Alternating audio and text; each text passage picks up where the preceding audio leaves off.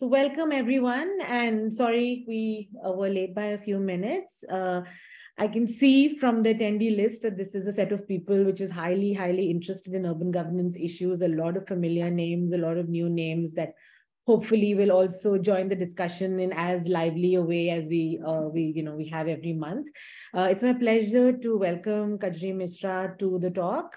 It's been a long time coming. We've been wanting to call her and finally found a slot which works for all of us for a long time. She's the Dean of the School of Human Settlements of Exam University in Bhubaneswar.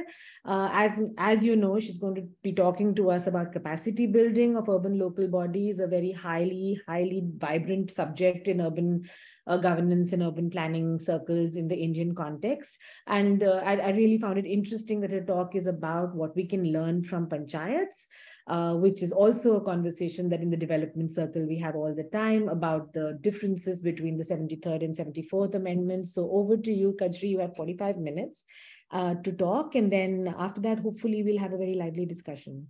So the floor is yours. So thank you, Mukta. That's a nice segue into what I am talking about. So good afternoon, everyone who's in this discussion. I come to this not with a finished research project. This is a work in progress. We are working on this because, as Mukta just flagged, a lot of us are interested in looking at the rural experience of developing panchayat capacities and what is happening in terms of developing urban governance capacities. Now, I have a very interesting lead or insight into this. I happen to, I've been privileged to have been part of the spate of things that were done in building panchayat capacities from 2004 to about 2014, 12 to 13. That was when the Ministry of Panchayati Raj was set up and took on the responsibility of building panchayat capacities as institutions of local self-governance. Now, that trajectory that it took, the efforts of the MOPR and associated organizations and the Ministry of Rural Development's role, and it's a very interesting story. I don't think there are, somebody should actually put it together, but one started looking at it primarily because, as I said, for almost 10 years, I was doing work on this along with some core group that was leading this effort at the ministry. And now that I am back, in a sense, in my home space of looking at urban development and urban planning in particular, I see the difference and I see the struggles we have in terms of either focusing on or both in focusing on and in trying to get to some institutional and institutional trajectory of capacity building that will be more long-term, more sustained, as well as more, I think, more widespread. So I looked at, I thought it will be worth to look at the differences that have been there, and is there anything that can be adopted or adapted from what was done in the rural areas. Now, this is not to say that currently, if you look at panchayats and municipalities or other local bodies like development authorities, that panchayats are much more capable. That's not where I'm coming from. What I'm saying is that if we look at where we started with panchayats around the 73rd amendment time when the constitutional amendments happened, and where municipalities were at that time, and when we look at panchayats today, and municipalities or other local bodies today, it does seem that panchayats have come a very long way. Whereas the urban local bodies don't seem to have moved as much or as fast as panchayats have moved in terms of their capacities and ability to do a lot of things. Now, when I keep talking about capacities, the first question that, of course, one needs to address is, what capacities are we talking about? Now, we know the constitutional amendments are, of course, looking at both the capacity to plan for local development, to govern themselves, of course, in a much wider sense also, but also to implement the programs, the delegated programs transferred to them from a higher level. So they both have a self-governance function as well as agency function. Now, when we want to build capacities, I think the question comes as to which aspect of the local government are we focusing on? And that seems to be at the center of how we build our capacity development efforts. So I just, one of the things I wanted to make clear is that at no point am I saying is that panchayats are far more capable today than municipalities are. No, but working both in the rural and the urban space, and when I go for field work, even now, I see that there is a lot more vibrancy in many places, but this is patchy across the country perhaps. And what is most encouraging is the role of women, the long way that women representatives have come since the early 90s.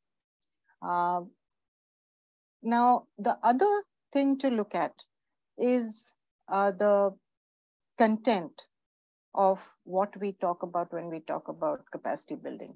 Whose capacities and what kind of capacities? But I'll come to that a little later. As of now, we are in the process of mapping the entire trajectory of capacity building efforts, both in the urban and rural areas, for both PRIs and urban local bodies, to see if there is any kind of a timeline comparison that we can make. The other thing that we are trying to do is to look at the content of the policy documents which on capacity building, then the section on capacity building in most of the programs, program documents, to see, does the wording or does the language indicate to us in any concrete way that what is really the focus of capacity in terms of capacities to be built? Which capacities are being, efforts are being made to build which capacities? Now, the second part that is looking at the documents is obviously we have miles to go, but we've had a look at much of the documents. And when it comes to the rural process, rural capacity building, the panchayat capacity building process, as I said, since I was involved, I do have a lot of the history as well as the documentation with me itself. So that is a little easier. And I can speak from that. Just to aid, instead of listing everything that has happened in either the urban and the rural space, I thought it'll be easier if I can just list it out in terms of in a slide. And this is not an exhaustive list of efforts, but I think we've covered most of the important. So it's more indicative list and the highlights, so to say, or the more important efforts that have been made. So let's look at this. If I were to share this,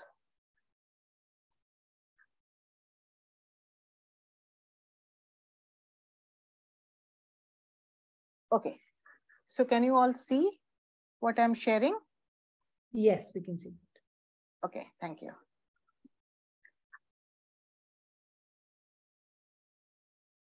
Okay. So first of all, I would also raise or pin that question that always arises in my mind when we use this vocabulary of ULBs, urban local bodies. Now, as we all know, there is a forest of urban local bodies, both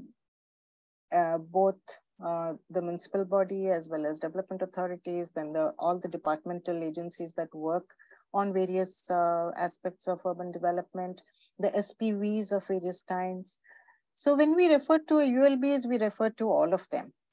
But obviously, in terms of a third tier of local government, we're referring to the municipalities or the municipal bodies, whether they're corporations, NACs, or municipalities.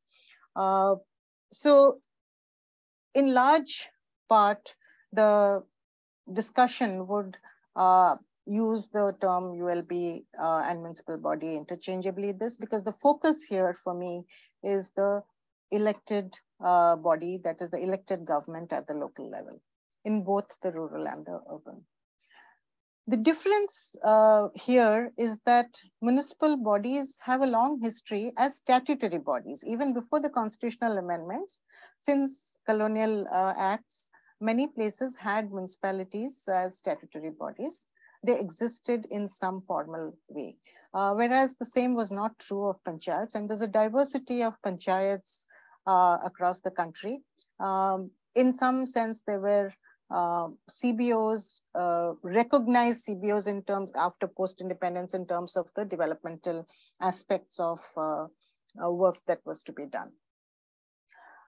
If we look at the capacity building of the urban local bodies, which already existed as municipal bodies before, the early part, which is before the Constitutional Amendment Acts, there was a lot of effort, right from the first plan, in fact, right from the post-independence, the 50s, we have efforts being made to develop capacities in the country, to develop competencies, professional competencies for urban development, to support urban planning and development. And in the 50s was a spate of institution building activity in India, including a variety of IITs and others. So many of the institutions that have flourished in India have been built in the early 50s and 60s. And in terms of urban planning and development, it was no less. Many engineering colleges which existed, like at Shibpur and Roorkee, already had some work on that and could be taken on board. But SPA was set up and the IIT Kharagpur department was also built. So there was a lot of activity in terms of institutional development to prepare professionals for urban development. But in the 60s, the Planning Commission became active in terms of paying attention to spatial development. And but the focus was on understanding the country as regions in terms of agroclimatic zones or in terms of district planning. There was another parallel focus on housing, because the lack of adequate housing also was a big concern. And in the plans of that time, the 5-year plans also, and in the other programs of that time, there is a lot of discussion on this. Now, district planning became a major thrust at that point of time. And housing, because to provide housing, a lot more institutions were also set up. HUDCO and the housing boards were set up in the late 60s and 70s. So that was also a period of institution building in that sense, but in a slightly different direction. The focus on strengthening the municipalities also remained. The planning commissions provided funds for TCPO to support master planning by the local bodies or the local planning departments where they existed. Not all states had them. Also to strengthen existing personnel in the municipalities in terms of understanding financial management or other work. There was also the concern then about the lack of public health engineers. So some effort was made later to set up public health engineering programs also. The 70s, the discourse had shifted to actually the institutional measures to restructure urban development in terms of, for example, the Land Ceiling Act, Urban Land Ceiling Act is of the 70s. Then there were major programs launched, IUDP, the Urban Development Project, Integrated Urban Development Project, the IDSMT, Integrated Development of Small and Medium Towns. It's taken a new avatar in terms of Amrut, but that has been a very long-standing and fairly established program. A lot of the state urban development agencies were also set up. Some had already been set up, some more. So almost more than half the states of that time, they're not 30 as of now, but many states got set up their urban development agencies because the Planning Commission wanted strategic urban development approach for the entire state to be provided to them. So to do that for the states, the SUDAs where they didn't exist had to be set up, and TCPO did help them in doing that. The technical support came from them. The other kind of capacities that were necessary at that point of time were to prepare the project reports for IUDP and IDSMT. So, and that is where there was a huge gap in capacities. Municipalities typically for anything other than the metros, what are today the metros for the very big cities, most of them, almost 3/4 of the staff were Safai Karmacharis, meaning they were, municipalities were primarily for urban sanitation, and therefore many of the other functions or work, there was very little expertise for that.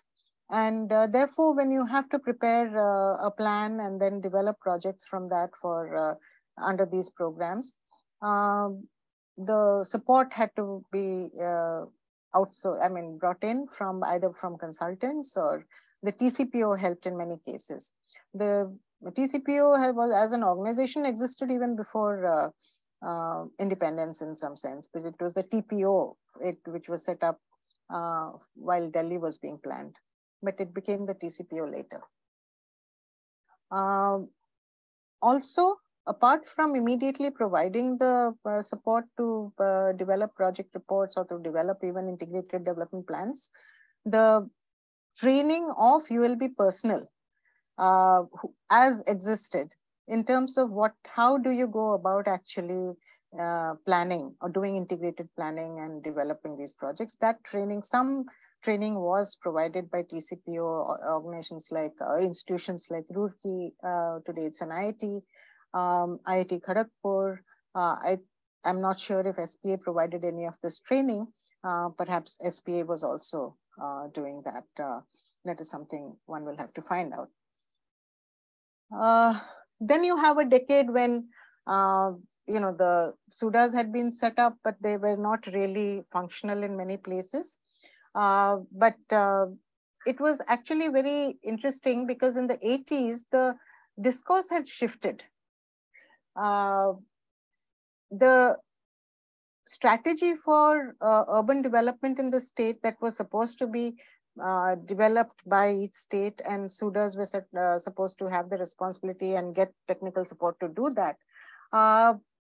That trajectory of discussion, that discourse had shifted to actually thinking about how the markets could be developed in urban areas, for example, housing markets and other kinds of processes and institutional development could take place, so that there could be funds coming into urban development other than from the union government.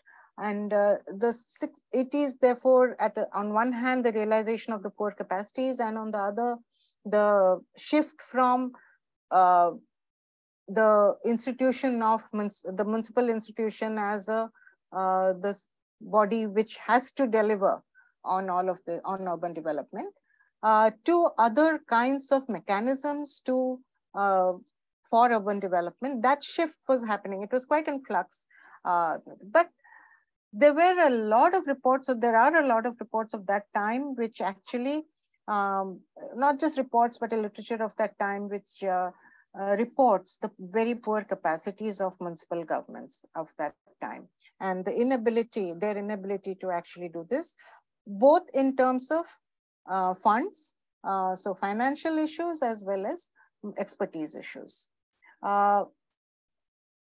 And therefore, the discussion in the late 80s and into the 90s became all about decentralization.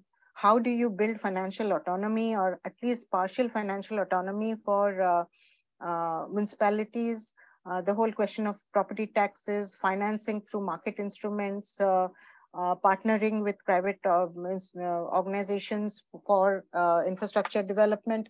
All of those discussions had come. Of course, it was the shift to the neoliberal thinking of the time, where state capacities were seen to be not sufficient, and the shift was to a more market-oriented development. And obviously, the same thing happened in this sector also.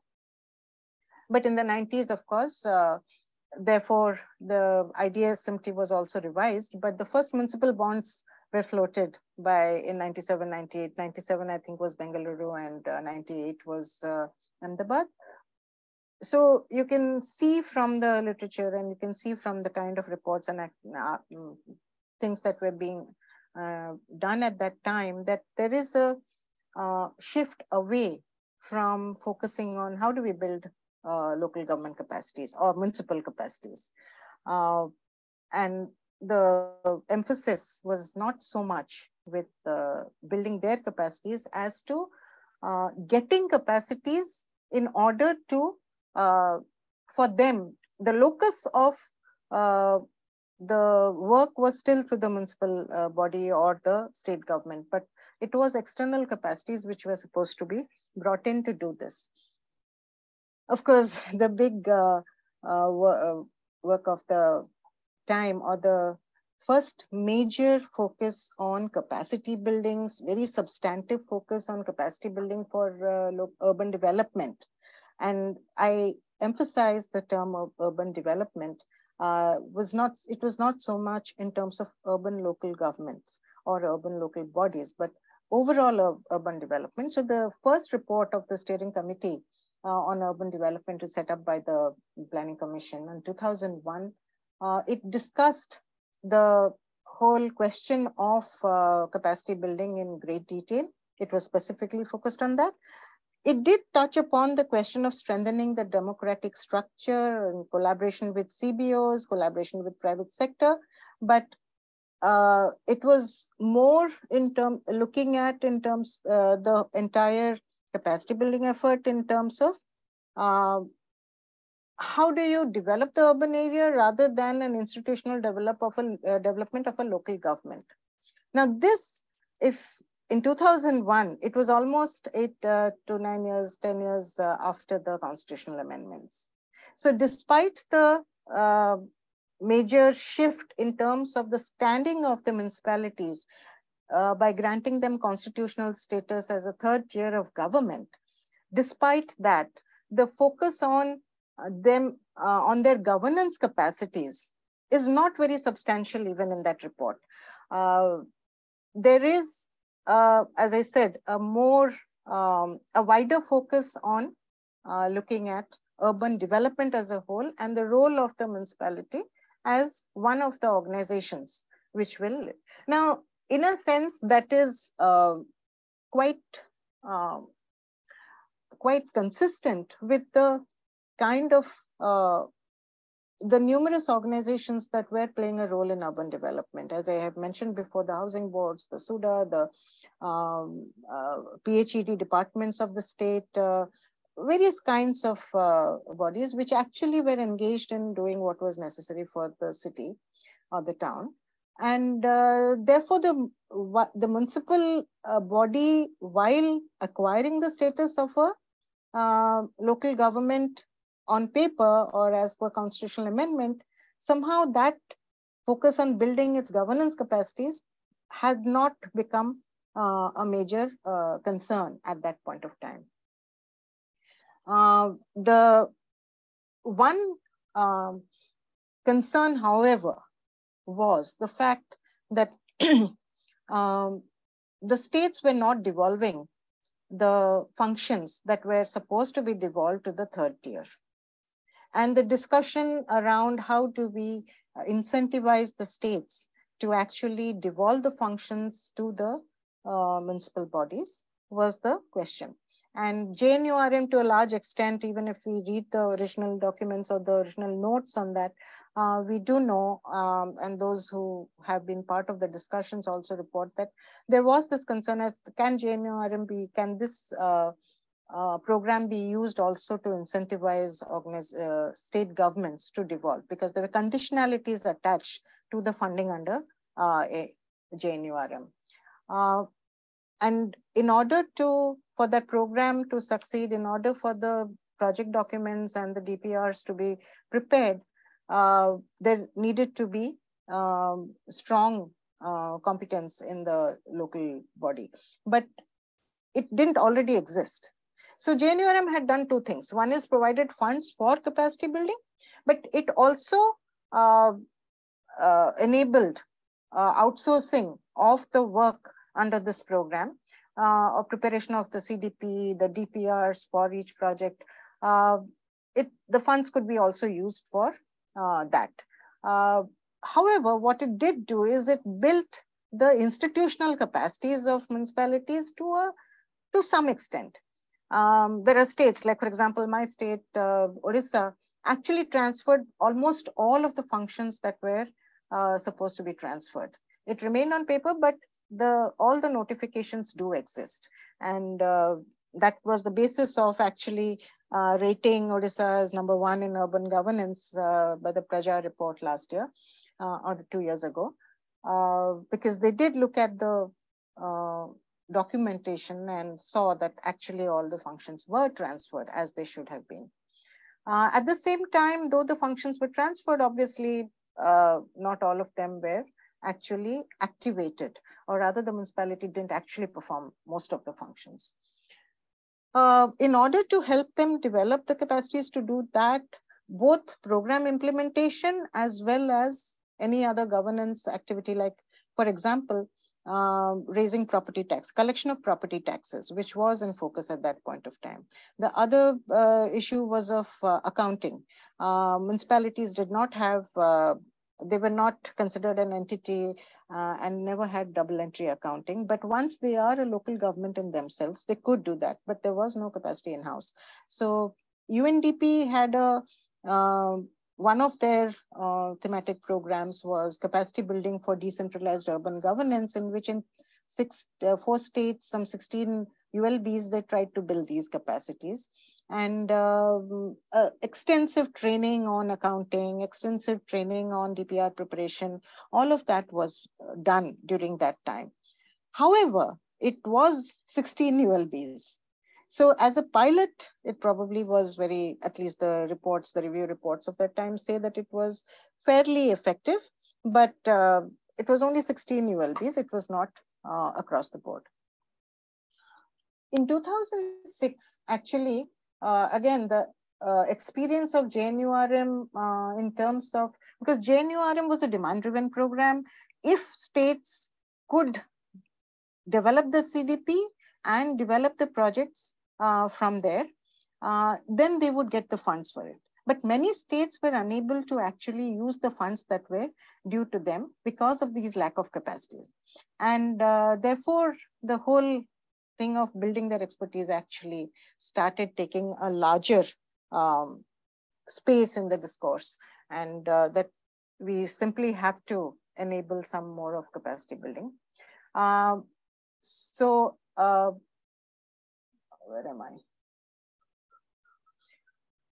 Yeah, so in 2006, we do have the major program capacity building for ULBs, which was floated by the ministry, which actually looked at training of elected representatives and officers both, as well as municipal restructuring in terms of the personnel, in terms of the hierarchies and structures, so that they could become, they could come closer to what they were supposed to be, that is the third tier of government.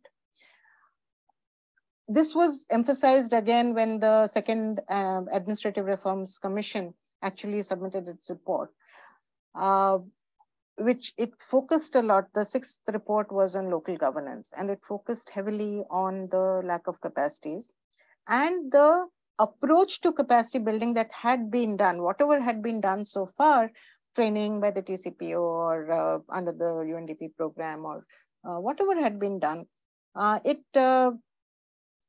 did explain at great length that the report says actually that capacity building is much more than training.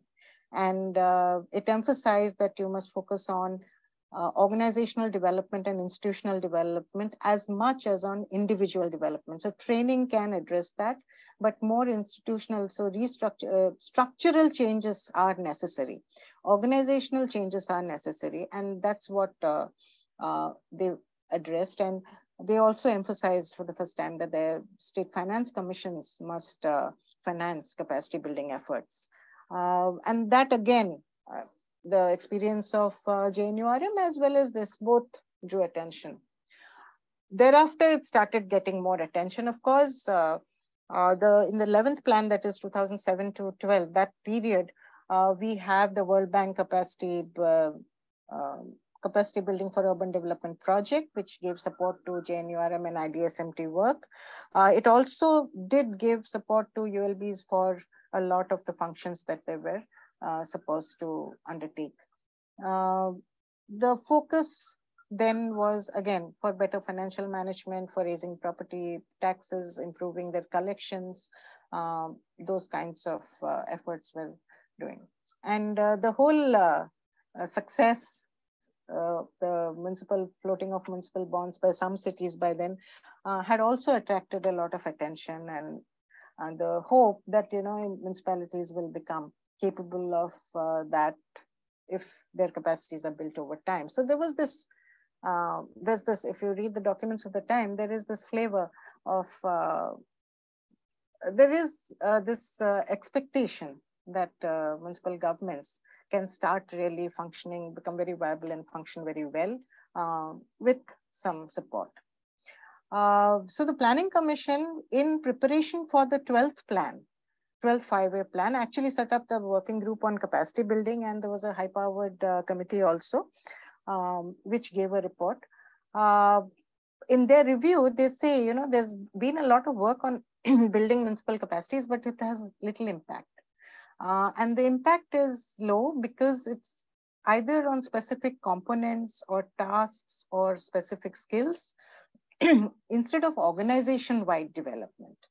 And that's very telling, because one of the key things that one sees across the rural and urban is this difference, that in the rural, it was in a saturation mode. And as I said, I'll come to that later, but this stands out as one of the issues, because this kind of observation repeatedly surfaces in many review reports, in many committee reports, and in the literature of the time.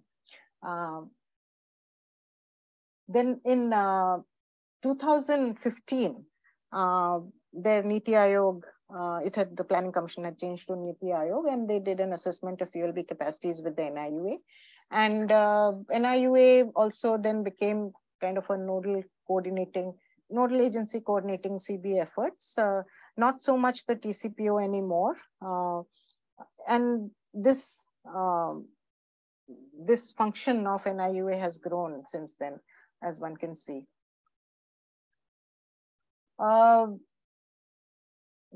The capacity building efforts after that actually started becoming programmatic, meaning every program of the time had certain proportion of the funds, 2%, somewhere 3%, actually devoted to capacity building for carrying out the program tasks. So the capacity of, or the competence of specific individuals engaged in those programs was what was actually focused on in terms of capacity building. The institutional capacity building under these programs were in terms of either setting up PMUs or having consultants who partnered with the local governments to actually carry out these programs. There was a lot of workshops and conferences on capacity building, particularly under Amrit. IDSMT had a new avatar as Amrit in some, mostly the similar approaches, but some differences.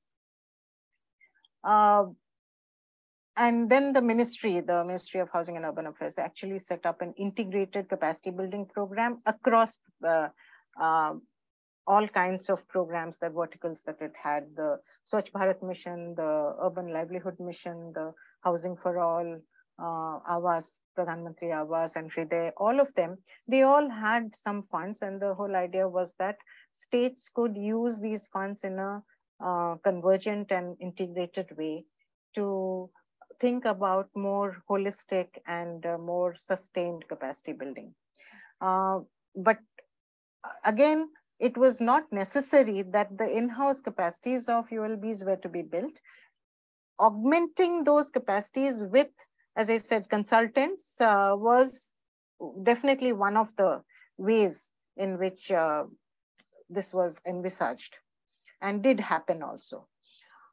Subsequently, of course, now the NIUA and All India Institute of Local Self-Government have this National Urban Learning Platform, which helps people educate themselves on any of a variety of topics. There is learning material there. Throughout this process, since JNURM, there have been a series of guidelines from the ministry, a series of manuals on what capacities could be built and how they could be built for different programs. So there's a whole spate of this. Almost every program, there are these guidelines and documents and manuals and ways in which suggestions on how capacities could be built for that. In fact, in 2020, there was a National Urban Policy Framework report, which actually sort of talks about a strategic approach to planning the cities in India. And in that, the necessity to actually develop the capacities for everything that is envisaged doesn't seem to have a major space. The discussion is on strategic directions, but that all those directions will be possible only if you have organizations and people who can do all of that. There is a mention of that, but not a very major focus. 2 years ago, the Niti Aayog came up with this report on how to reform the urban planning capacities in India. And like I said, under every program, there are series of reports, series of manuals. For example, the last one that I have written, the National Capacity Building Framework for Garbage-Free Cities under SBM2. It's a complete manual for how training can happen, how capacities can be built for under SBM2 to carry out the requirements of that program. But overall, if you take stock, finally, after all this, and this is, as I said, not exhaustive, these are some of the highlights. There are small other things that are there in the interstices. But the overall trend, as all of us will also testify to, is that the approach to building in-house capacities, either through organizational restructuring or individual education and training, or in terms of augmenting personnel full-time, sustained way, in a sustained way, looking at the human resources, looking at or doing capacity building with a thorough examination of the training needs or capacity building needs. It's not very widespread as a practice. Doesn't happen almost anywhere. In very few locations, this happens across states. And this, again, surfaces in many of the writing on this, on capacity building. What we observe also, though this doesn't actually has not been written about much, but I think all of us will, as I said, testify to the fact that almost all the work is then outsourced to consultants, or people are taken in as in a project management unit or a similar structure within the state department or within municipal bodies or any other ULBs to augment the capacities and to sort of plug in what is missing. And this, again, along with the fact that any training that is done is very program specific or task specific, just leaves us with local governments who have temporary capacities outsourced from other sources for specific programs and tasks. When we think of capacities as the ability to actually function completely deliver on the functions and responsibilities, as a unit of local government, it doesn't seem to have happened. Here also, of course, I must put in the caveat that this varies quite widely across states and even within states across size of municipal bodies. And that is definitely one of the issues in terms of drawing a very comprehensive picture, because that kind of a comprehensive picture would mean putting in a very systematic or noting the very systematic differences that occur across states. Now, one of what it also, this variation also points to the fact that local governance is a state subject. And anything to be done in terms of strengthening local governance or local governments, finally, to the extent that the union government can incentivize it or defray the costs, the way in which it is done and how, to what extent it is done, is ultimately with the state government. And that is one of the reasons why you see this variation, of course. But it is also not possible under the current dispensation of constitutional dispensation that this can become a central subject and, you know, they can do something which is across the board. But that is not to say that, as I said, it can't be incentivized, frameworks can't be given, or guidelines can't be given. And that is definitely been done over the years. But finally, when we look at the documents again, and I think I will agree with my experience with municipal capacities, is when I work with them or when my students do field work, that it's actually pretty sketchy beyond the maybe class 1 cities.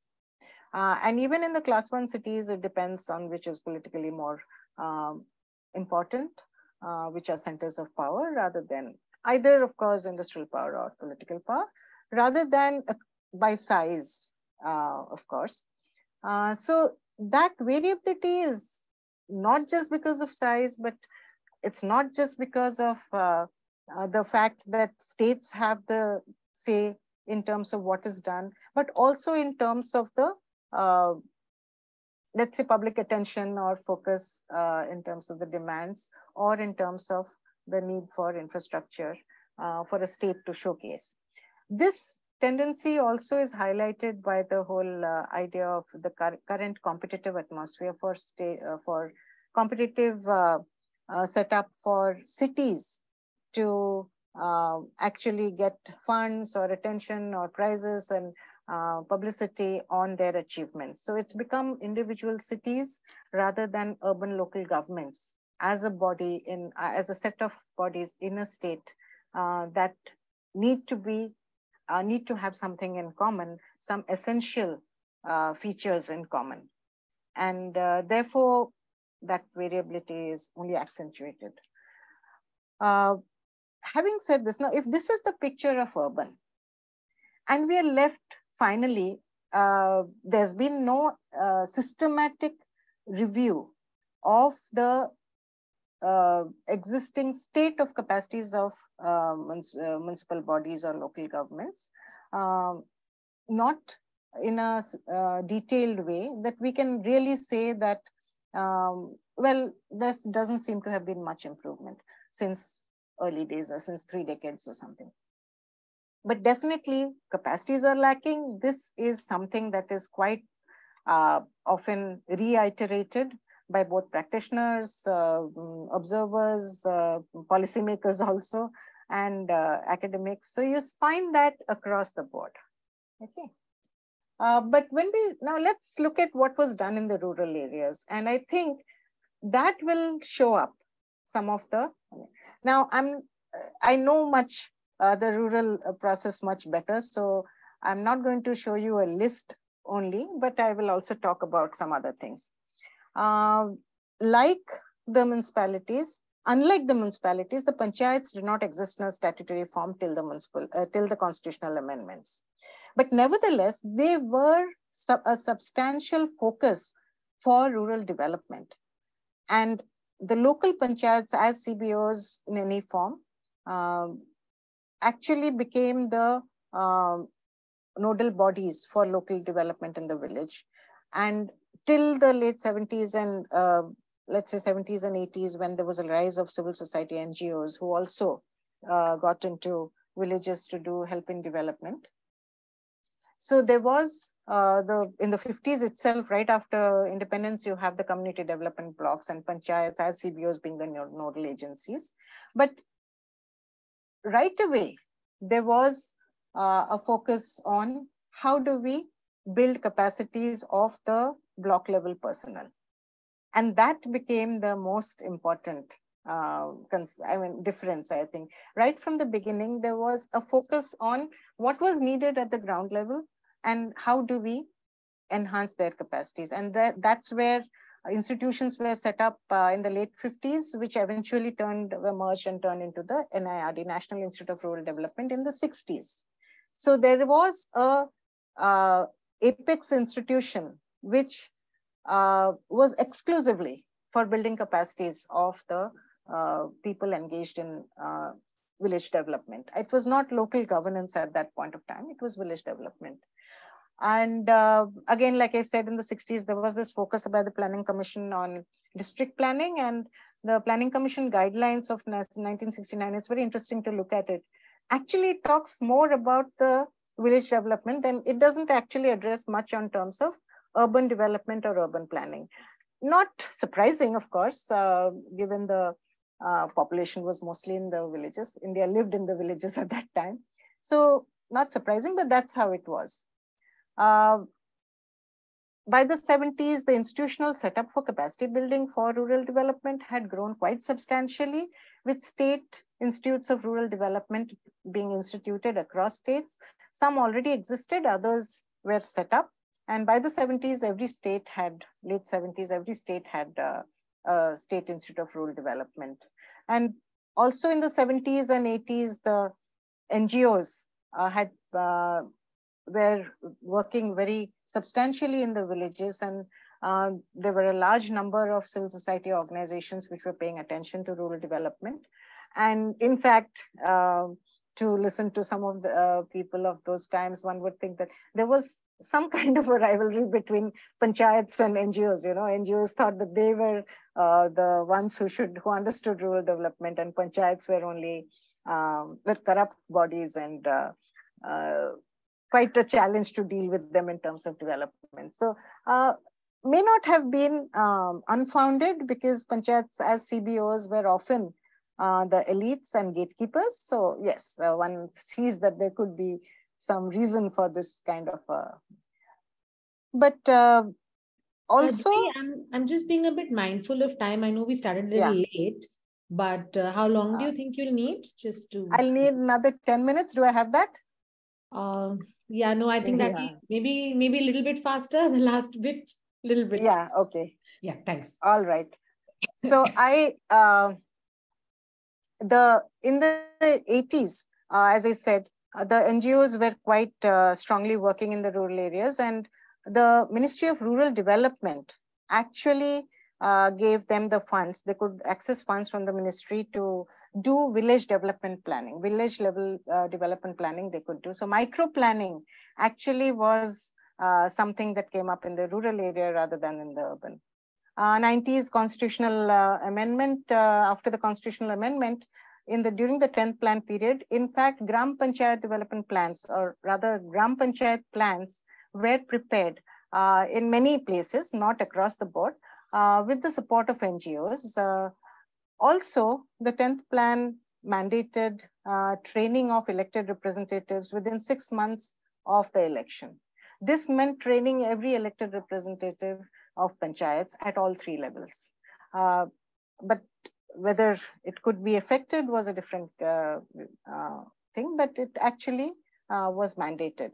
But much of it could be done, if not in a saturation way or across the board.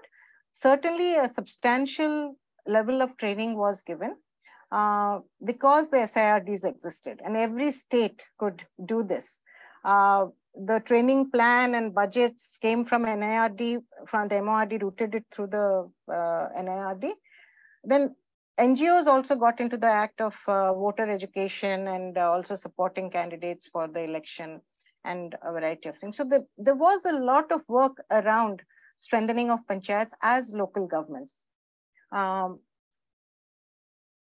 the 10th plan also, an interesting thing happened that, district planning is under the 74th Amendment.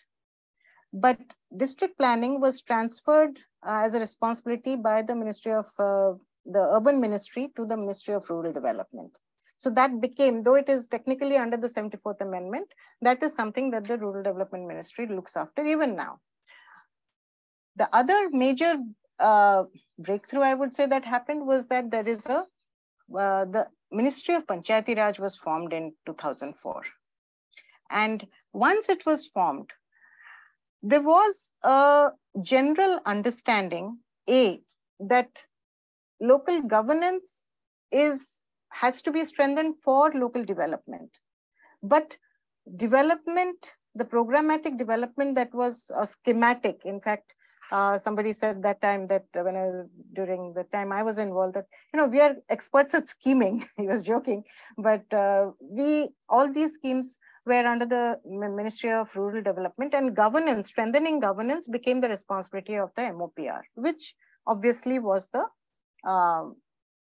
need of the time. The second understanding, the clarity that local governance is a state subject, and there can be only that much done by the central government unless the states are on board with efforts at capacity building.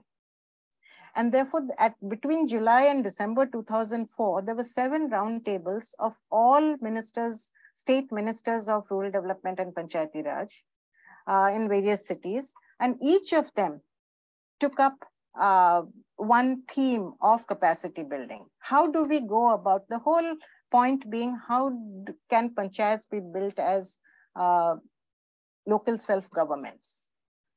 And so each of those themes, I think the 6th roundtable was on capacity building exclusively, but there were other, it was on devolution, it was on activity mapping, it was on finances. So there were a variety of themes on which these roundtables happened. Now it did 2 things. One is it mobilized support for capacity building or for setting up strengthening the institutions as local self-governments. And second, it also gave a roadmap for what could be done. And because it was a publicly known or understood process, there was a lot of mobilization around this by particularly this civil society organizations. In 2006, the Ministry of Panchayati Raj actually took over the responsibility for formation of district plans. Like I said, the responsibility had been transferred to it, but for the first time, they systematically looked at how district plans can be done in a bottom-up fashion. That means you do it from the Gram Panchayat upwards, aggregate at the block level and then at the district level. Now that had never been tried before. So this was the first. One of the motivations, I should say, or inspirations was also from the process that had happened in Kerala. The People's Plan campaign of 95 to 98, where in Kerala they did this from the GPDP, from the Gram Panchayat upwards, became a model to emulate across the country. And therefore, these formulation of district plans, there are manuals, a series of manuals on that, they all take. Another thing was, again, how do you incentivize capacity building, or even the formulation of district plans in the way that it could be actually a bottom-up plan with full people's participation. The fact that Gram Sabhas existed as citizen bodies, where every member of the village was to participate or had access to. Therefore, this kind of a participatory planning could be envisaged. And with the help of civil society organizations, did happen in very wide swaths of the country, I should say. But the BRGF provided the funds. BRGF provided funds to all the backward districts for preparation of the district plan in a bottom-up fashion, assisted by technical support institutions, which were either academic institutions, NGOs, research institutions. There were a whole variety of institutions. Some were consultants also. But it was kind of a movement almost, I would say, in the country at that point of time, the BRGF planning process. For the BRGF, the Ministry of Panchayati Raj had very small funding, but the BRGF funds came from the Ministry of Rural Development because they were for a backward area development. There were many things that happened to support this. Three things that I would like to highlight here is, one is that the government of India asked the multilateral organizations like UNDP, the SDC, the Swiss Development Cooperation Organization, and others to support this entire decentralized governance, strengthening of decentralized governance process and the capacity building of local government process. So, for example, the UNDP had a capacity development of local governance project with the MOPR. It had another project with the Planning Commission for capacity strengthening of decentralized planning capacities. So there were 3 or 4 of these projects which have programs by the different bilateral and multilateral organizations, which actually helped in many of the developing manuals, in many of the activities, developing manuals, having consultations. And in this process, one key, or the third item that I would like to flag, is the involvement of civil society organizations and academic institutions. This was across the board. Almost every state, it was made, it was deliberately crafted to include civil society organizations from almost every part of the country. Academic institutions which were working in the rural development space, like NIRD, IRMA was one of the main players, KISS. So there were many of such, Kila in Kerala. And so it was a very open and transparent process. And because of that, there was a lot of attention on what was happening at the ground level.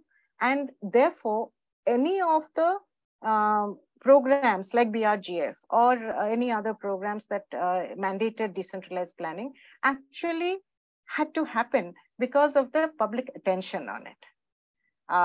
Civil society was watching, academic institutions were watching it. The MOPR also did something else at that time, that is, started developing the state of Panchayats reports. From 2006 onwards, every year they wanted a state of Panchayats in terms of what was happening on variety of features. Second thing they wanted to do was to actually look at the devolution of functions in terms of the specific activities. It's not enough to say they devolve certain services or devolve certain sectors. They broke it down into activities and looked at which would be the appropriate level for this activity, because panchayats at the 3 tiers also, one had to look at how it could be devolved. So the point here, then yes, the 2 other major programs was the Rajiv Gandhi Panchayat Sashaktikaran Abhiyan, which was exclusively for building panchayat capacities from among a menu of funds for a menu of activities by states. States could choose to take money. They could take money to build panchayat offices. They could take money to do training programs. They could take money to hire personnel. So all of the reasons for which capacities, in which panchayat capacities were deficient, and different states had different needs. So this program was designed to accommodate that. And because it was in a person sharing mode, the funds, the states were pretty got on board and did actually access a lot of these funds. Another thing that was done was extensive exercise on assessment of state capacities to support local government. And this was a very interesting exercise to look at the institutional ecosystem of the state in terms of, can they really support panchayat training and panchayat capacity building, particularly when we are looking at today, they are, 2.5 lakh panchayats. At that point of time, also, they were almost close to 2 lakhs. So the sheer volume of work that needed to be done. And at no point where was it ever thought that it should be sporadic or in pockets. It was always, it assumed that it will be in a saturation mode, and every 5 years, this capacity building for elected representatives would happen. And after 2 years, refresher courses would happen. And the panchayat functionaries would also get trained in specific aspects. Now, this kind of a comprehensive thing, which was outlined in the National Capacity Building Framework in 2010, there's a document which goes into excruciating detail on exactly who should be trained and what is the timeline and what kind of modality could be used. So there was a cascading model used and variety of things done. Now, the thing is that there are many layers to this story and many details. Obviously, now that I'm running out of time, I can't go into all of it. But this is what brings out the difference. At no point of time in this process, particularly after the constitutional amendments, was panchayat capacity building looked on as building capacities to implement projects. It was always on how do we build the capacities for local self-governance. And a core or central piece of that governance was understood to be local planning, participatory local level planning. So to the extent that the panchayat plan became that master document from which the departments could actually take the projects to include in their annual plans. So that became a governing document. And well done, less well done, it varies across states. There was a lot of work on software to help them, GIS mapping, all of it. What is interesting is that also, all of these efforts are continuing to this day. They have not, political change has not, erased the central parts of this. There have been tweaks. The Rajiv Gandhi Panchayati Sashaktikaran Abhiyan is now the Rashtriya Gram Swaraj Abhiyan. Gram Swaraj Abhiyan, I think, yes, RGPA. And the GPDP, the Gram Panchayat Development Plan is done. And as per the 15th Finance Commission recommendations, unless every village has a Gram Panchayat Development Plan, the finances will not be devolved to the panchayats. The 15th Finance Commission has very substantial grants for panchayats. So there were a lot of these steps, which lot of these steps that were taken at that point, which actually survived, which have continued. The BRGF continues in the same form. The RGPA continues in a different form. There are the guidelines for manpower of PRIs that again also continues. So the training, the cascading training model that was developed at that time for elected representatives continues. Every 5 years when panchayats are elected, they get trained all 3 levels at different points in time. So there is so much of what was done has sustained to this day, persists. And when you look at where they started and where they are today, I think the very fact that 6 lakh villages in this country can actually make plans in the Gram Sabha. I think that's quite a achievement. And if you go on the MOPR website, we actually find those plans. And they're not the same plans from before. You can see that they are changing in the same village. So you can actually see that a lot more is happening. And these capacities where obviously there was a process to developing these capacities. So I think that shift from looking at them as agents for program or service delivery to looking on them as self-governments was one of the major crucial parts. Second was the saturation mode in which the whole thing was done. The understanding of what could be done through training, what needed other kinds of institutional measures, that was extensive. I must say that Kerala became a role model in this case because of the way that they went about their decentralization process, and a lot of the learnings for the country were brought from there.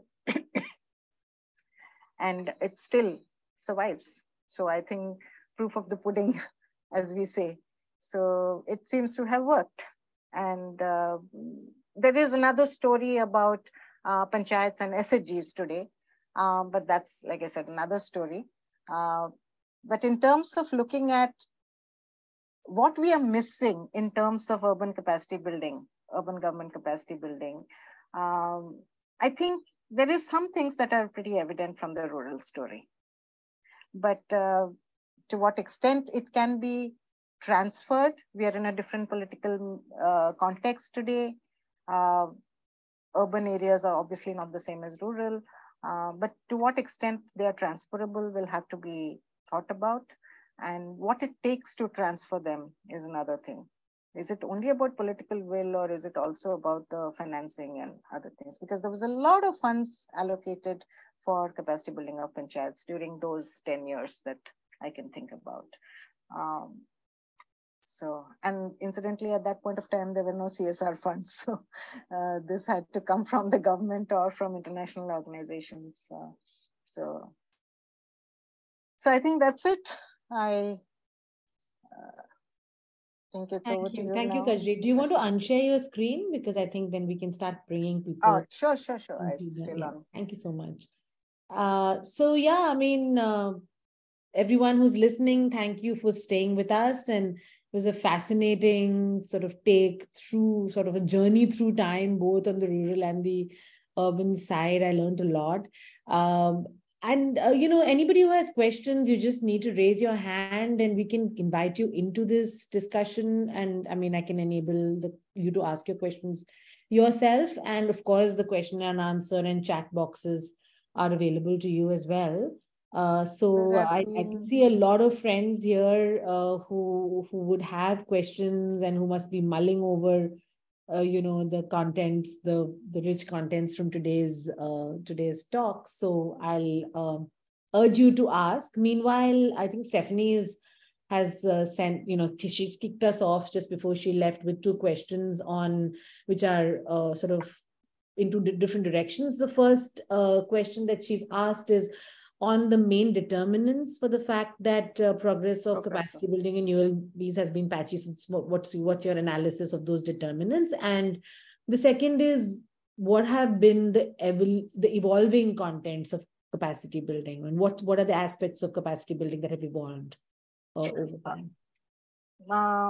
Should I respond? Yeah. Why don't you go ahead while others are sort of formulating? Yeah, well, the first one, I think I have flagged to some extent already. I think what determines the fact that this is patchy is one, by design.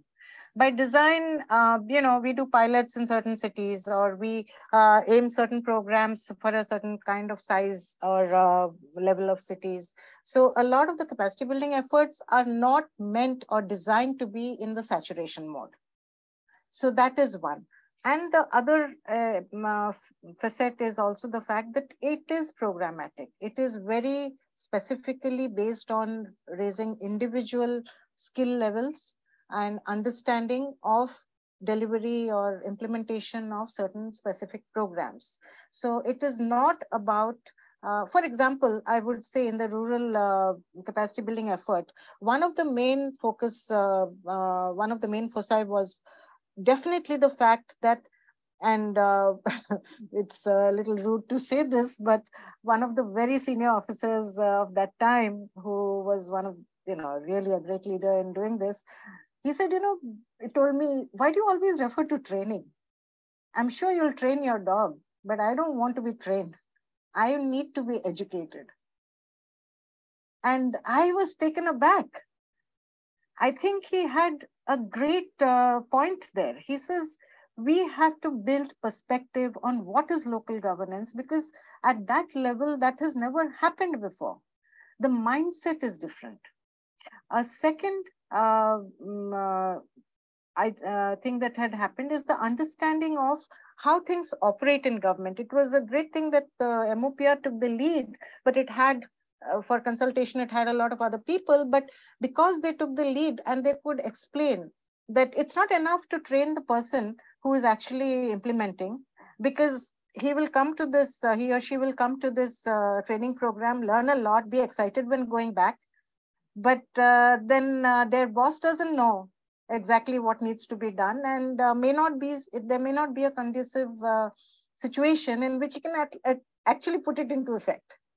So then one of the professors who was working with us came up with this idea of the 3TP program in IIM, where they actually have different modules for all the people in a three tiers, interface level, middle management, and top management. So that thought that you need to have a vertical integration of training also was another thought that was given. So anyway, there were many of these things, many modalities, many breakthroughs that were done at that time. But I think these two are main. The one is the saturation mode. There was never any question of doing it for particular panchayats or in particular districts. It was always in the saturation mode. Like even the BRGF, though the BRGF was in only 125 districts, I think, at that point of time, and the decentralized planning funds were only coming to that, the other districts were also expected to emulate and do that, and there were separate funds being given to them for that. So it was not restricted to certain handpicked or certain type of locations in any case. So that, I think, was the main reason. The main reason for this happening patchily is because we're focusing on programs and cherry picking in some sense where we want to do what. So as a follow-up, I mean, is this because, in the urban development missions, we do see that there was at least sort of has been a big focus and a big anecdotal sort of an understanding of large cities and the complexities that come with them. So is it a scalar issue in the sense that, is there a sense that the city is so large and so complex that we may have to go into it programmatically or sectorally or build a certain kind of cadre over another kind of cadre, whereas the village is concerned, seen as a scale at which a more comprehensive intervention is possible? Is that part of I know this is a more tacit sort of a way of looking at it, but is that part of the thinking behind this strategic sort of very divergent approaches? I mean, what I'm trying to understand is, if there was already these 40 years of learning in one area, then why is it that the capacity building in the urban took a very different route and didn't try to follow the same kind of pathway? So that's, I mean, I'm just trying I am thinking on this, and I have a variety of thoughts that occur, but a couple of them. One is, you're absolutely right. The complexities of an urban area are very different from that of a rural area, particularly when it comes to space and land. And therefore, probably we'll have to look on it in more programmatically or sectorally, as you say. At the same time, there is, I think, in the urban development space, an overwhelming picture or imagery of large cities. We don't talk of small towns or small cities. Till about 10, 15 years ago, though there is a program, IDSMT program, frankly, when I was studying planning, I never even heard about that. Because nobody bothered about small towns. We're talking about the Ahmedabads and the Punas at best at that point of time. So I think our city imagery in India, whereas a large proportion of the population is definitely in the larger cities, of course, we know that. But the numbers of towns that we have to attend to and the conditions in those towns somehow don't, when you're talking of urban, you don't think of them as urban. So that is one. But because of that, we have to think differently. The larger cities are probably have already a large part of the capacities. These capacity building need for capacity building is not with the larger cities. It is with the small towns and perhaps, yes, the smaller class 1 cities, I would say, not the metros or the very large ones.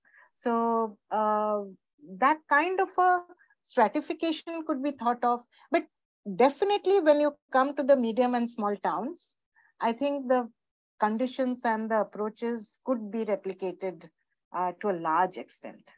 Because Dr. Pethe has a view on this replication. He's put it in the Q&A, but Dr. Pethe, you can unmute yourself and just speak. I've just brought you into the room here. Okay, thank you. I hope I am audible. Absolutely. I think fundamentally the root cause of it is what I call as the legacy overhang that we have. India lives in our villages and refusal to change the mindset, which is changing now, about India's future being essentially urban, which is what I believe, but that's separate. If you have financial non-empowerment, your treatment of SFCs, which are completely farcical, there is no devolution. You have agency transfers, but no devolution. There is no decentralization. There is no recognition of the third tier of government as government. Reserve Bank of India continues to categorize the debt of local bodies as private debt, not government debt. Yeah. The bonds that you talked about are no bonds. They are no municipal bonds. They are IPOs, except for very recently what has happened in Lucknow. So in all of this, and also, we talk about planning as if the GPDP and urban planning are similar. They are completely different. I mean, the kind of participatory approach that you would expect in a Gram Panchayat, for which we have manuals, and I take in everything you say about it. So I'm not very sanguine about, learning much from what has happened in the rural areas and transferring it to urban. And I'm sure you don't mean grafting, but even learning, unless there is a fundamental change in the mindset, in which case the whole urban space and all of that can come into play, I think. So, I liked all that you said, and it was learning experience and so on. But about urban, I think now where we are, what you very nicely put it as, I forget the word, but essentially bringing in consortium approach and outsourcing approach, the consultancy approach and programmatic approach is what is going to continue. At least let us do that, is what I would say, rather than thinking about the overall capacity building. How would you react? I think there are parts of what you said which I completely, of course, agree with. The far from grafting, even learning and transferring some learnings may be very difficult given the urban structure and population and densities in terms of planning. And you're right that the micro-planning in the rural areas is very different from what we think of in planning in urban areas, because it is not spatial. However, this realization, in fact, the MOPR secretary of that time had scolded me saying that, ma'am, you don't understand government planning. It is because I said that what you're doing is a budget and not a plan. And it's a schematic budget. And he says, no, this is what is plan. Aapko government ka kuch pata nahi hai, aap chup raho. So, but it took some time for them to understand that planning goes before you can actually do a budget. And that, I think, has evolved, though it is not special in any way. And if you look at the manuals, you'll see that they are talking a lot in terms of planning before they do the schematic budgeting. But having said that, I do agree completely with you that we can't think about that in a direct democratic way of a Gram Sabha in an urban area. But at the same time, I wonder, we are expected to have area sabhas. We are expected to do ward level planning. Can we not approximate any of that? I know there are NGOs which are trying to do it in some smaller cities. The Setu Abhiyan, for example, trying to do it in Bhoj or others in other cities. It's possible. It's very possible to have a ward level planning. Today in Orissa, they're doing slum development committees, and they are calling it the fourth tier of government. Below the ward. So that's an area committee which actually does the planning for that area and comes up to the ward to discuss is definitely possible. So I'm sure there are ways. The question is, what is our objective? I think what I started with is what capacities, towards what? Is it towards implementing plans which are, or programs which are formulated in Delhi or in the state capitals? Or is it about developing something that takes into account what the local communities need or want? That question, I think we have to address. Is it at all about governance, or is it about service provision? Is it about infrastructure development? Because governance goes beyond service provision and infrastructure development. It is about decision making for yourself. What are the vehicles for that?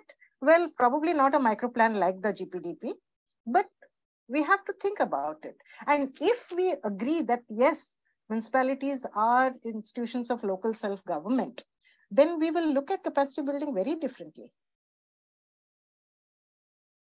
Yes, that is at the heart of all of this. Zeenat, do you want to come in now? Okay, can you hear me? Yes, we can. Okay, so I have been listening very carefully. Thank you so much, Kajri. It's been really useful. I'm studying at the moment knowledge processes within local governments in relation to planning for nature-based solutions. And one of the things that I've been, sort of getting stuck on is, where are the processes, if at all, formal mechanisms within ULBs that are designed for knowledge and learning to be retained, for feedback and communication to be received? I mean, it's in project development, it's called an MEL framework, but it will probably be a much larger knowledge management, learning and planning frameworks for governance institutions. So do we have any examples across the country where there are any kind of robust or even non-robust learning systems? I believe that Pune Municipal Corporation has set up an in-house knowledge sort of a cell. I don't know much about it. I have only heard, because in Bhubaneswar we do have a Bhubaneswar Urban Knowledge Cell, and which sits within the Bhubaneswar Development Authority, and is supposed to provide knowledge support for whatever the Development Authority does, but it provides across the municipal corporation and the smart city guys also. The question is this: I think in terms of knowledge management, I would say knowledge ultimately, at first, initially, because you learn from doing, there are no textbook models for most of the work that we do in the cities in India, because we simply don't have the documentation on that. But that, if I have worked somewhere successfully, it remains in my head. And the first step of knowledge management is to produce it in a more shareable form. Yeah. And that in itself is missing. That is one. Second is, if the people who are engaging in it are itinerants, they are, meaning consultants. Today they are working for one group or one municipality, one project. Tomorrow there are others. Yeah. They do gain the knowledge, and hopefully someday they will also document, write about it, and we get to know. The problem is, what about that organization that they are helping? where is the knowledge left with them? Do they learn at all? And that's what happens. The capacities, whose capacities are getting built in this consulting process? It is the consultants, not the municipalities where those consultants are. Because there are no institutional mechanisms to retain. There are no institutional mechanisms to retain, and a lot of the work is anyway just given to them, and they have to deliver on the TOR, and there is very little engagement with what they're doing. It's not as if they are shadowing, you know. So how does a municipal body learn? So there is, in fact, it is destroying the process of capacity building, I would say. So at some point, and also, you know, repeatedly, all the committee reports will say, yes, you should outsource, you should have expertise coming in, all of that. Yes, of course, it shouldn't be all in-house. There's specialized expertise that you need, etc. But make sure that you have the in-house capacities to distinguish between, to understand the quality of what is being given to you. Right. Often at the other end, at the client end, I would say, if the client doesn't understand what is being done, how do you ensure any kind of deliverability? Yeah, I mean, and if there were any kind of process of visioning, thinking, planning before the consultancies happen, that might actually enable that capacity to be built to absorb. Sure. Yeah. Okay. And also some kind of documentation that the consultant is expected to do and leave behind. Right. And there are, and also considering the fact that it's also dynamic. I mean, a documentation which is a static document is quite, it was okay for research, but it's not really okay for active implementation and replanning. So you need much. Let me tell you the practical difficulties here. Whatever kind of document, it will be useful, because what happens is, having done something, when the consultant leaves, people don't know even what has gone into that product. They don't know if something goes wrong. They don't know what needs to get fixed. When I've seen this in organization after organization which I'm engaged with, you have somebody coming in to do a computerization of the consumer base so that taxes can be collected, or charges can be collected, water charges, for example. And the entire thing is done, handed over to you, and the consultant leaves. And if there's a glitch or a bug, there's nobody to fix it. Yeah. And in fact, they don't, even when you hand it back, they don't know what the heck this is, because they have no in-house capacities. Yeah. So it's quite scary. In fact, when I see this, I say, I don't know what is really happening in terms of our local bodies. Thanks, everybody. I hope I've answered. I don't know.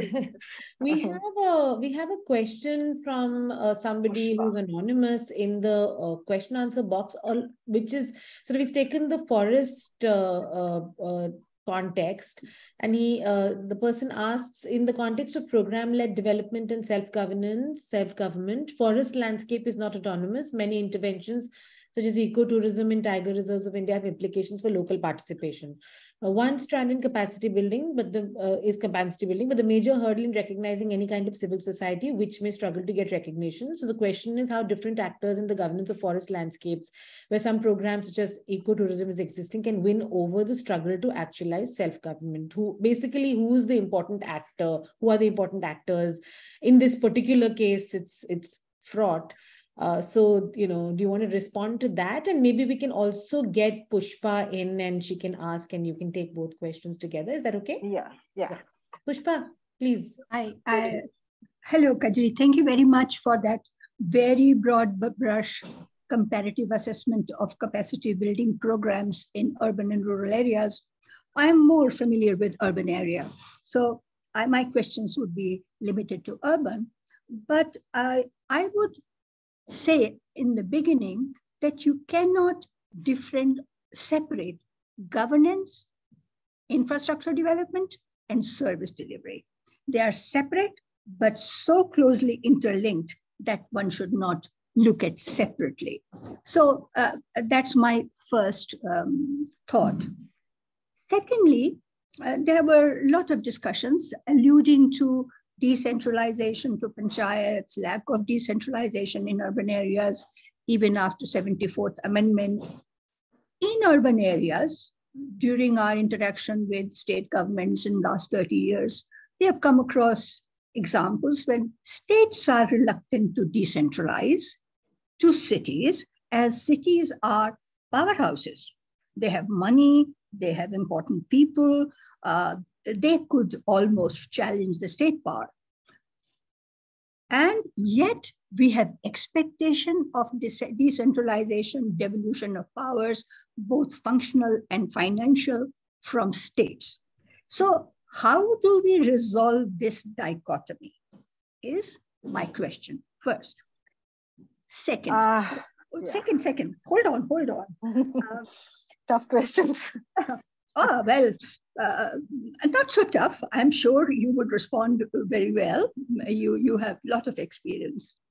So in terms of decentralization and capacity at the lowest level, metropolitan planning committees and metropolitan coordination frameworks have not worked in India, but almost all metropolitan cities have set up ward committees. And ward committees have the responsibility in principle of both planning and implementation. So they're not supposed to implement plans designed somewhere else at the city level or state level. They're supposed to. But I'm not sure how many ward committees are doing that. But in Delhi and in some other cities, we have gone a step further. I remember last year there was an announcement soon after the budget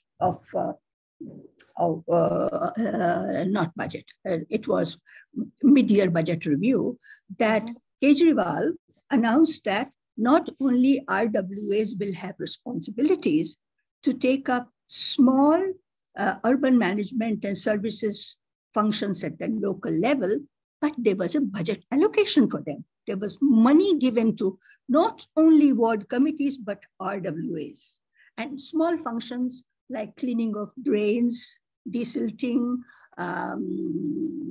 composting of leaves, and so on and so forth, could be done, street lighting, could be done within the colony, and maintenance of roads within the colony by RWAs. And I think that is a very interesting example case of looking at decentralization and using local capacity and knowledge of people who live there. And they have a stake in where they live, not only in affluent areas, but also in lower middle income areas where there may be RWAs or community-based organizations comparable. So I think you should look at that level of decentralization, planning, and management functions. I think I will stop there. Just two. Okay. So let me take the forest question first. Forest areas. I must admit that I am not, let's say, up to the minute or not abreast of what is happening in the forest areas. But from whatever I knew, it's almost 15 years ago, 10 years ago at least. See, the PESA areas are different. And you're absolutely right. The autonomy that is promised under PESA is definitely not given to them. Though this differs across the Schedule 5 and Schedule 6 areas, and within them also it's patchy. But nevertheless, the role of the local community, which is very clearly specified in PESA, the reality is far from that. I agree. The question is that the PESA areas, that they need a different, completely different framework and rubric and approach, I don't think is figuring in any of the discourses, even in rural local government anymore. It used to be a major discourse. I think I see some signs of it surfacing. Like, for example, recently there is going to be, in the short near future, there's going to be some couple of conferences or workshops on them, local governance in PESA areas. But frankly, you are absolutely right, as far as I know, that there is very little role for the communities. And the planning that is done for those areas in terms of locating activities or developing eco-tourism or whatever is being done, the decisions are not theirs, and not always theirs, I should say, and certainly not in that process that is talked about in terms of a Gram Sabha, the common lands and other things. So yes, I can only agree with you that it should be so, but I don't think it is. For Pushpa, couple of thoughts here. One is that, you see, RWAs, the example, I'm taking the second question first. The RWA example that you gave is, I've often thought that RWAs are like neighborhood groups in Kerala. You know, when they did their urban planning, in the villages, they could do it in the wards, but in the and their wards are huge, so they had to break down the wards into areas also. But in the urban areas, they did it by neighborhood and they call it neighborhood groups. RWAs with the population in a residential colony are actually like RWAs. The step of providing funds for them to do any kind of infrastructural development or any kind of an activity, common activity, public activity in those areas, the provision of funds by the government is definitely, I would think, a good step forward, because urban or rural, the whole idea is that these are commons. The spaces that you're talking about, that activities like composting and other things, these are all adding up to common good. And providing for that some incentive to get areas to do it would definitely, I think, is a very good step to me, it looks like. And as for your previous question, I do agree that there is not a very, very sharp differentiation between what constitutes governance and service provision and infrastructure development. Ultimately, I think the only difference is that we are talking about a mechanism or a process and the outcome or the subject of that process, I would say, the focus of that process.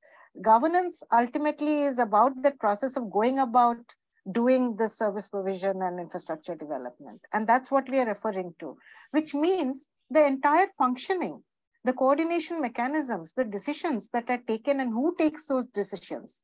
That is the only difference, I would say. It's two sides of the same coin, and actually both are necessary. The issue here is of local self-governance, meaning the decisions being taken. Where are the decisions being taken? Who is deciding? For example, I'm very happy that Bhubaneswar is getting a metro, but I wonder where the decision was taken and when it was taken. We didn't even know about it till I read it in the paper. And I, for one, am definitely linked to some of those bodies which work in the urban area. So I'm wondering who is taking those decisions and the reasoning behind it. I don't know. The transportation guys will tell me whether Bhubaneswar is ready for a metro. Do we have the density of population and movement? So it's just this kind of questions that occur, I think.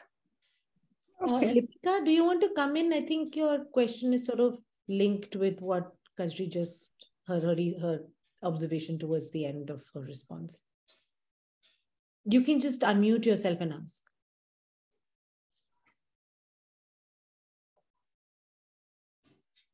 Okay, I'll read out what Lipika has written. Her question is, in fast urbanizing India, with Delhi as an example, where the rural areas are governed by ULBs, not by PRIs, what is your suggestion to improve the capacity building of ULBs, which will be more important than PRIs in the coming year? So she's pointing out to an anomalous situation in Delhi, and then she's asking a more generic, sort of broader question about. I think the Delhi situation is not really unique. It is true of most of the larger cities or even metropolitan areas for sure, but also the larger cities, because the development authority area includes PRIs, okay, Panchayats. And the decision making or the planning that is done by development authorities in the larger cities is definitely going to affect the Panchayats. And I I'm not sure. I haven't seen any documentation of the process through which these plans are formulated and the role of the panchayats in those plans. So yes, the whole question of the rural within the urban, as I call it, it's a big issue.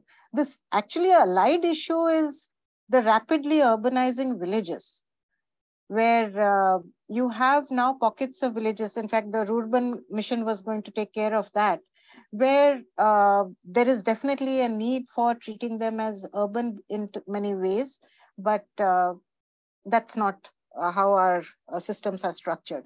But in terms of, sorry, you asked me, you think what I think could be done in terms of building their capacities?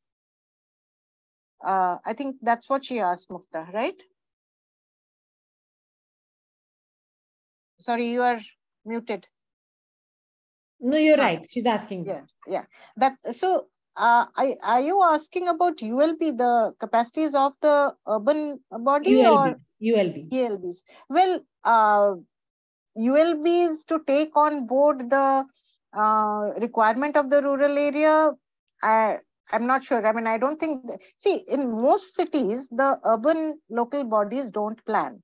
Only where development authorities exist, they plan. Otherwise, typically it is the state department or the state urban development authority, the district urban development authority. Some kind of different states have different. They have departments of town planning, directorates of town planning, etc. They are the ones who actually formulate the plans. And where they are concerned, particularly when it comes to smaller towns, which and rapidly urbanizing villages around it, they do take it into account because they are planners who are, planning is a very interesting field where you don't actually learn only about the urban or the rural. It's urban, rural, and regional planning. We call it urban and regional planning. And so in that sense, there is a sensitivity to or the capacity to actually address this. But that is about the planning bodies. In terms of the programmatic planning, rural areas still get funds, even if in the middle of a city. They still get their programs and funds from the Ministry of Rural Development. The urban area gets it from the Ministry of from MOA. So the verticals are so they cleave in such ways that it's extremely difficult to actually think about them in a convergent way. And of course, these words like integrated and convergent and all are, they're just the vocabulary that floats around. But Yeah, no. Practicing it is... In the wake of the New Urban Agenda, I think New Habitat tried to push a lot on this territoriality, sort of a more territorial or a spatial conception of planning, and which sort of maybe was a way to address some of those cleavages. But I don't think that language has really entered the Indian planning discourse in any. I mean, it's not resonated, at least in India, at all. Partho, do you want to come in? He's listening. He's in the room next to me. He has two very long questions in the question and answer. So I've asked him to come in and ask. That scares me. I'm not. I don't think it's useful for me to read out that long set of questions. There you go. Hi, Kajri. Hi, Partha. How are you? Good to have this. Don't usually have white. It's nice to have this kind of a discussion. So one of the things is sort of linked to the discussion that Pushpa and Abhay and others have been doing. Is it the case that how important do you think is the politics of land? In the sense that whenever we are thinking about planning in villages, even if it is around land and land use, the issue of land valuation, I mean, there may be issues because of historical other kinds of reasons, but the valuation issues are not front and center. Mm-hmm. But where you move into urban planning, even at not even the large cities, even if you're on a mid-sized small city, 300,000, 500,000, you issues around planning and land use, which has become central to value, and therefore there is a fair degree of contestation over what will happen where. And since we don't really have well-developed mechanisms to negotiate those kinds of differences, and there I think I can see Abhay sort of throwing up his hands and saying, we'll never get there, and let us just continue to do what we can. And that may be one way at this point in time, especially if you're living in Bombay. I think that's a definite sort of, I would be sympathetic to that view. But is there a way, is there any learning from the way in which Gram Panchayats have done these kinds of negotiations that will help us think about at least having these negotiations in the more emerging smaller cities? That's the first sort of learning question that I have in some sense, right? And then which then sort of links up in some sense to Lipika's question, which is, can we then think of helping the kind of rural areas that we're actually talking about, the transforming rural areas?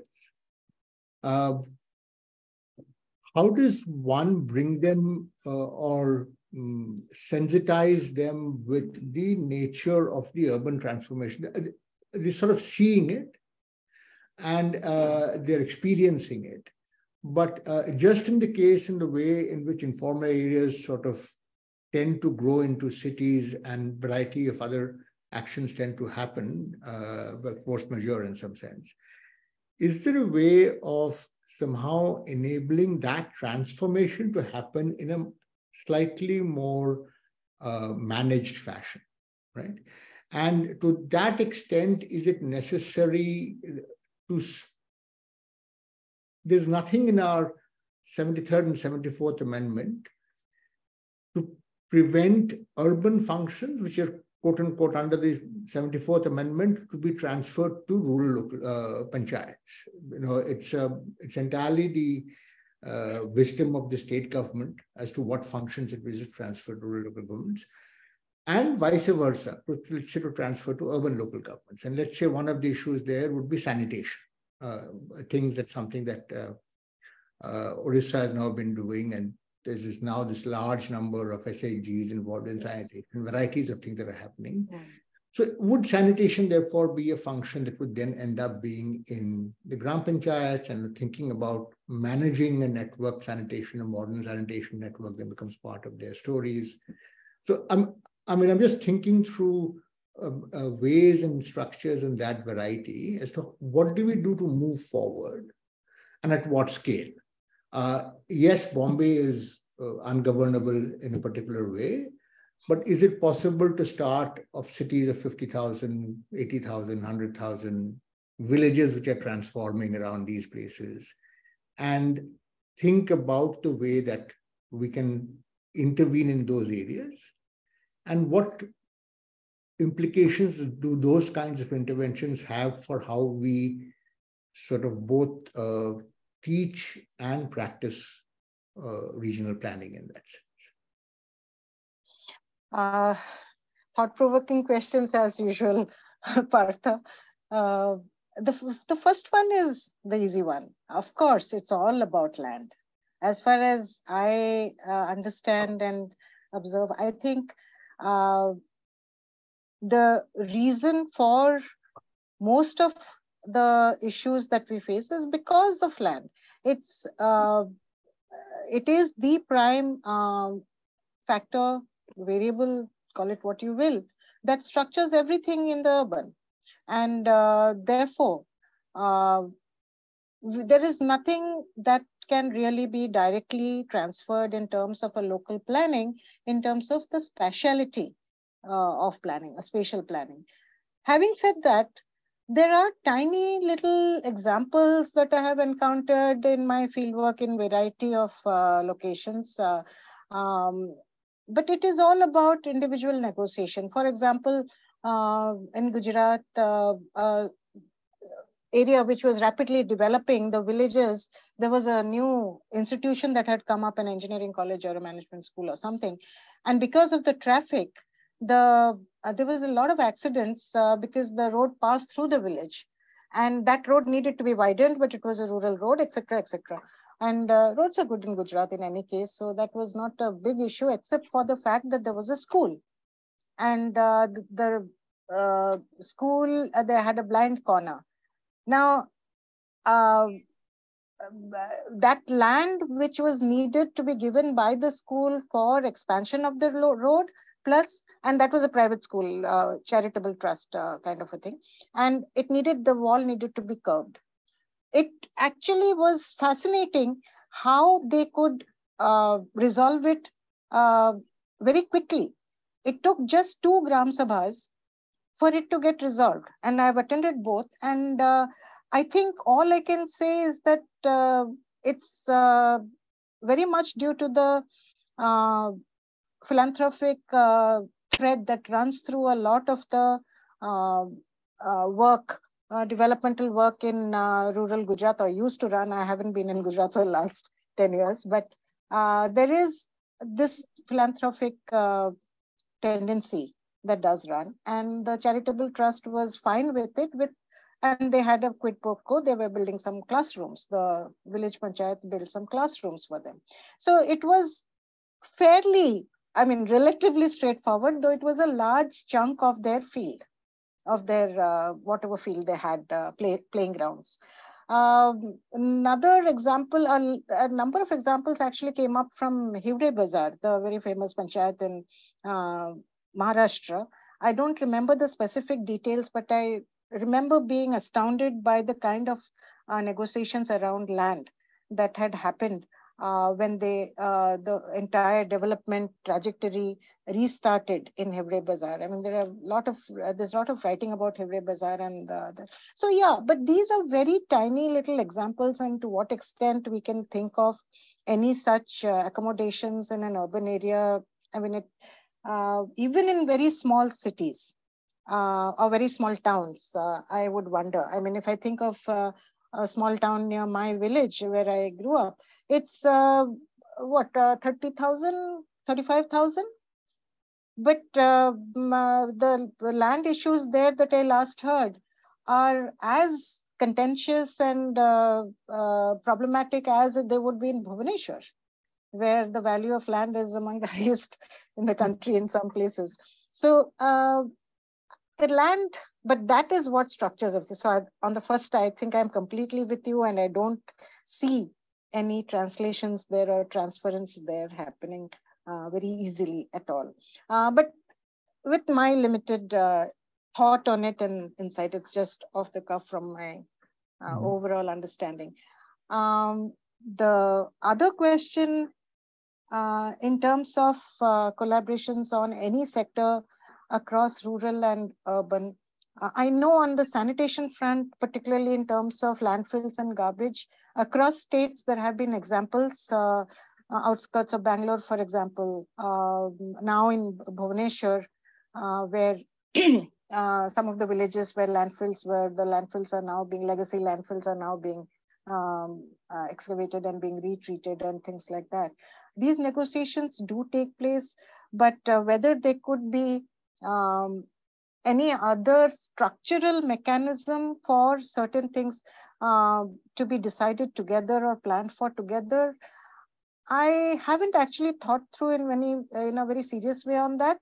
But I do see a lot of challenges, because if you were to think, it has to do not with just sanitation, it will have to do with traffic, it will have to do with water sharing, it will have to do with so many things. So what would one do? Well, one of the things, again, I keep going back to Kerala. You know, Kerala didn't have a Department of Rural Development, Department of Urban Development. Kerala had a Department of Local Governance, within which both rural and urban development divisions were there. I don't know if they still have it like that, but for a long time they had this, because local governance has to encompass both. And I think that was the discourse at a particular point of time, that we should have a Ministry of Local Government rather than urban development and rural development.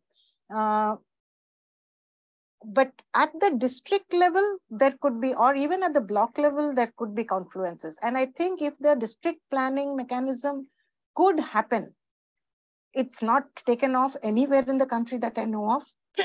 But if that could happen, a spatial plan for the district, as was attempted back in the 70s, I think.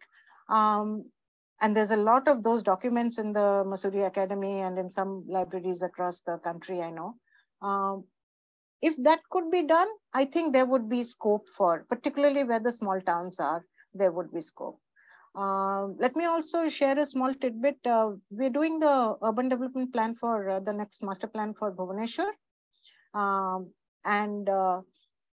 In some of the leading up meetings, I suggested that Bhubaneswar, Cuttack, Khurda, Puri, they are all now going to get into a kind of, they are one area now, they're all joined. I think you cannot think of a development plan for any of those cities in isolation of the others. So you need to have the commissioners of all of these cities together and probably have a steering committee to actually do the development plan for the entire region. I was quickly dropped from the committee meeting subsequently. But I don't think that ever panned out because I know the Bhubaneswar plan is happening on its own. So to what extent, guarding territory also matters, you see. And I'm not sure that will really, and funding. Yeah, I'm sure, of course, I agree with you that the substantial shift in population to the urban and the urbanization is what is the future of India. But if you look at the budgets of the rural versus the urban, whether it's at state levels or at the national level, it does not reflect the population shifts or the infrastructure needs. There's a very sharp divergence in the budgetary allocations. And therefore, I think rural areas actually are happy to remain rural because they have some advantage in that respect. So far, going ahead, this may change. So Kajri, Vishakha had a question. I think she's picked up on something you said right in the beginning of your talk. Vishakha, you can just unmute and ask. Are you here, Vishakha? Yes, ma'am. Thank you for the opportunity. So my question was, like you said, what you discussed in the beginning, the role of women in urban development. Yeah, that's it. The role of women in urban development, you want, yes. You had tantalizingly left us with that thing that has changed, or that is, that's one of the areas where you see a lot of change. I'm sorry, so I think she's asking you to follow up on that. No, I think either I misspoke or you misheard. I meant the role of women elected representatives in the rural areas. From the days of the Panchpatis, I think a large number of the Panchpatis are now disappeared, and very substantial. All recent surveys in various states show that anywhere from 60 to 75% of the women say that they are able to function completely autonomously, at least not to the extent that we may fully wish, but definitely they're able to take a lot of the decisions themselves. And that's what I said, the SHG story is another one, because a lot of it is probably because of the SHG movements across many states. But in the urban area, I'm afraid I don't have anything to comment on. I haven't, there are no such studies. You see, when I look at the literature, I'm quite taken aback that there are the literature on urban governance or rural local governance, meaning on local self-governance, local governance, that was so thick till the, let's say, first decade of the millennium, has really thinned out. The local governance in India, you do some searches and you really come up with very few, very little writing on it or surveys or any such. So like I said, the status of Panchayats report is a great source. However much you query the data, but at least that is some source on which you can have a look. I was trying to get a figure on the total number of elected representatives in the urban local bodies, meaning in the municipal bodies. I didn't find one. I probably need to spend a lot more time, but I suspect there is no such consolidated data on the total number of elected representatives in urban areas in India. And I'd be happy if somebody points me to a location where it is. But you look at the numbers of elected representatives in different panchayat layers, you find that number for every year, every 5-year panchayat for different states, pretty well accessible. So there is, I think, a lot more work, attention that is needed to research and on local governance in India now. I think in the last decade and a half, we've not had that much. One of the issues there, Kajri and Vishakha, is, and I don't know how much of that works in the rural areas, given the way it works, but in urban areas, the way the reservation system plays out is that if a seat is reserved for a woman in this election, it will not be reserved in the next election, unless you have a few in the you have few places with multi-member constituencies in local bodies in India. But apart from that, you have, and as a result of which this building up of a woman political leader, because if I nurture that constituency, I cannot stand again from it. I can only then move to, and there is some work, I think, in Bombay where they find that there is, some of them go on to become leaders in open seats and so on and so forth. And if that open seat gets reserved, then they can sort of again come back in.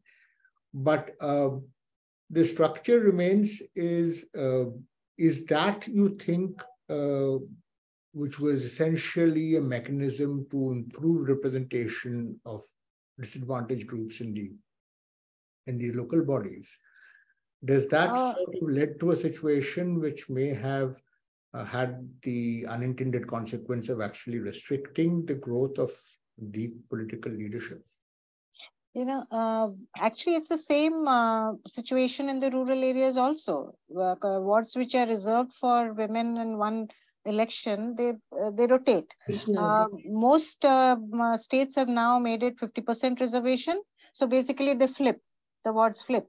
But it's also heartening to see figures that more than 50% of elected sarpanches are women, which means women are contesting from open seats and getting, from non-unreserved seats and getting voted. This was, I think, recently I saw somewhere in Karnataka, some survey that came up with this figure. I think in Tamil Nadu, it's even higher. So I don't know about other states. One will have to look it up. But the situation is the same. And this was a very, very long discussion and very highly debated on what would be an appropriate mechanism so that this kind of a political leadership that gets nurtured in the first round doesn't actually disappear by the next round comes. And earlier, when it was 30%, or wherever it is still 30%, what happens is that, let's say a woman has actually been elected from a ward this round, it is 15 years or 10 years before they will get a chance again. And they have actually moved out of that period in their life when they can actually have the time and the space to do something. This was actually brought up by the women themselves. And said, 15 years is a long time. So one of the proposals that Ministry of Panchayati Raj, some meeting, it had come up. Why don't we make it reserved for 2 consecutive terms?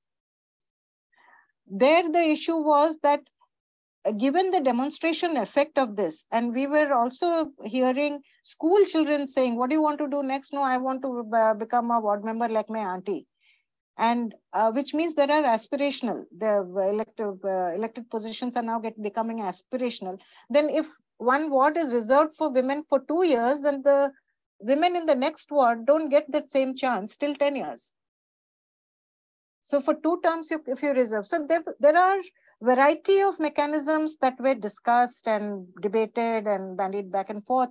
But finally, of course, the original still remains. And it is a big issue.